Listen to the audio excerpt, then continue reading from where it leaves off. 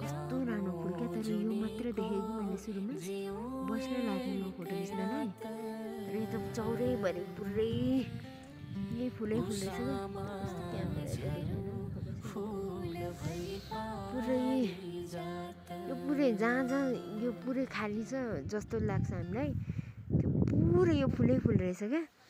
अनि यहाँनिर चाहिँ अर्को कुरा, घङ्गरहरू छ नि त, अनि घङ्गरहरू चाहिँ पुरै फ्रिजमा राखे जस्तो क्या, डिप फ्रिजमा राखे जस्तो भइरहेछ।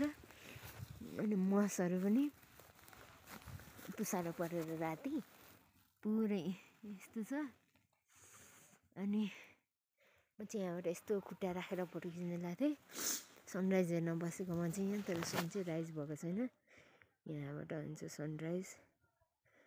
अनि त्यसपछि आज चाहिँ बिहानै 3 बजे नै मेरो साथीहरूसँग उठेर हामी चाहिँ झोलासोला कसेर 3 बजे उठेर होइन, 3 बजे त हिँडेको हामी सिलिचोङ जानलाई। सिलिचोङ भनेको चाहिँ त्यहाँ देखेको त्यो टपको डाँडा रे भन्छ, तर जानु चाहिँ 4-5 घन्टा लाग्छ अरे हिँड्ने मान्छेलाई पनि। अनि म चाहिँ तर हिँड्दै थिएँ कि योभन्दा तल नै हिँड्नै सकिनँ क्या। अनि एउटा बोतलको पानी मागेँ भाइहरूलाई, अनि त्यसपछि आएँ। अनि यहाँ साल्पा छ पोखरी, मैले पूजा गर्ने चाहिँ यहाँले। अनि कस्तो अँध्यारो थियो नि, एकजना मनकुमारी नै भन्नु भएर नाम, सायद मैले नाम सोधेको थिएँ बिर्सेँ।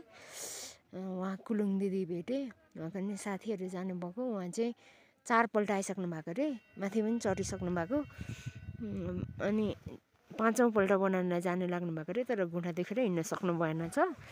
अनि उहाँसँग बोलेँ, अनि उहाँलाई के भन्छ, उहाँसँगै साल्पा गएँ। उहाँले त त्यतिखेर पूजा नि गरिहाल्नु भयो। अनि मसँग लाइटर थियो, धुप बाल्न ल्याएको। अनि त्यहाँनिर आगो बालेको ठाउँ पनि रहेछ एउटा, भाइहरूले यहीँ पर्ख भनिरहेको थियो। सुशीलको चाहिँ यहाँ फेरि परेवा उडाउने अरे, परेवा ल्याइरहेछ, मलाई भोक नै दिइरहेको थियो। फर्किन्छु भनेको, फेरि आउनुपर्छ भनेर जान दिएन, बसिराख्नु भन्दै थियो। अनि कस्तो गाह्रो भयो क्या, ओहो त्यहाँ त घामको पनि आइसकेछ। अनि त्यसपछि त्यो दिदीले एउटा कोइलामा, सानो कोइलामा, ओहो घाम आउन थाल्यो ल, घाम हेर्दै म सुनाउँछु ल। अनि त्यसपछि एउटा दिदीले, हो त्यो मनकुमारी कुलुङ दिदीले चाहिँ अनि उहाँले एउटा सानो कोइलामा आगो बालेर, अनि त्यसपछि पुरै आगो सल्काइदिनु भयो क्या। तर यताको खोइ तुसारो परेर हो कि के भएर हो,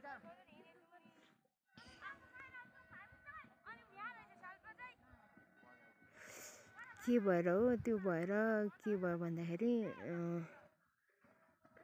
आगो चाहिँ हुरुहरू चाहिँ बलेन, तर कोइला चाहिँ पुरै फैल्यो क्या। हात कामेर जाडोले हेर्नु न, यहाँ यस्तो भइरहेछ। अनि त्यसपछि यहाँ चाहिँ म फेसबुकमा अपलोड गर्छु यो भिडियो।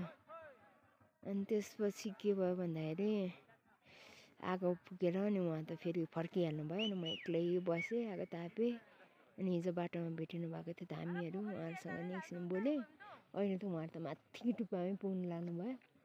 उहाँहरूसँग गएको भए नि पुग्थेछ जस्तो लागिरहेछ। अहिले चाहिँ एकदमै सजिलो भएको छ कि सास फेर्नु, हिँड्न ओर्न। त्यो बिहानै चाहिँ राति अँध्यारोमा पनि भयो, आँखा नि राम्रोसँग देखिएन, भोकै पनि, निन्द्रा नि लागिरहेको, थाकेको भएर होला मलाई एकदम गाह्रो भएको थियो क्या। आहा कस्तो राम्रो देखेको त्यो बादलमा, वाउ हेरेछ।